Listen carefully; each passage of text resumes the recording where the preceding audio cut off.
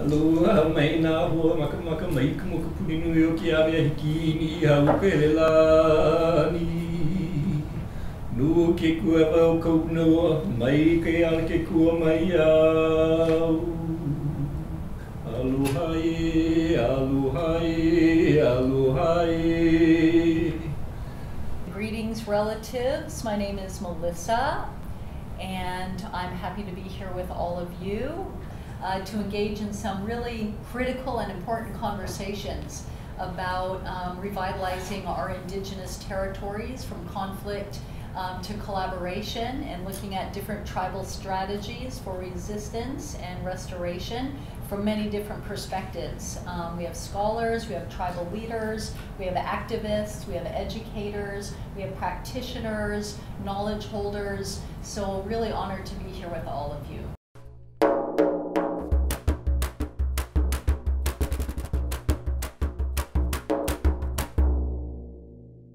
This past week, meeting people around the globe, having the same conversation about the same issues is rewarding, inspirational. The story to hear from Guam is tremendous. It allows me to go back with a level of inspiration that I haven't received in a long time.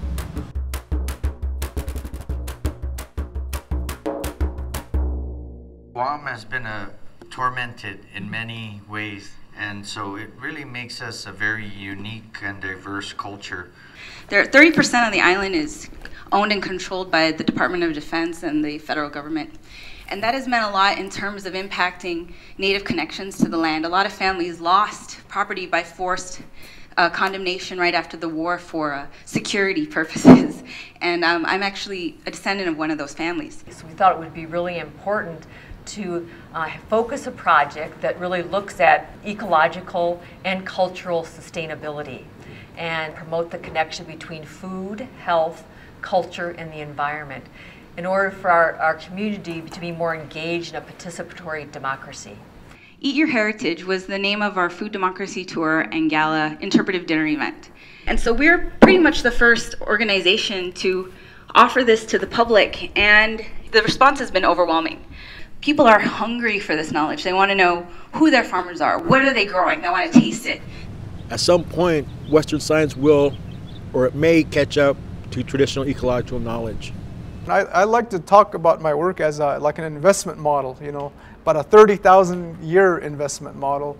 And we said, well, what are the traditional results of that old system? Where does traditional knowledge fit? Right now, it's finally, we're clearing out a seat at the table. We need to get that foundation of information available to researchers, to the Western scientists. So in a way, you were saying before how global warming, you know, can bring attention to tribal problems. The same is kind of happening with Shinnecock and the hurricanes, and how, you know, we're getting attention suddenly that we hadn't before because of things that might be working for us that other people can learn. You know, this is what we're going to add to the value of the world. These are the 4 areas we're going to spend the next 10, 20 years, however long we can in these areas. Water, strengthen the sacred relationship with water.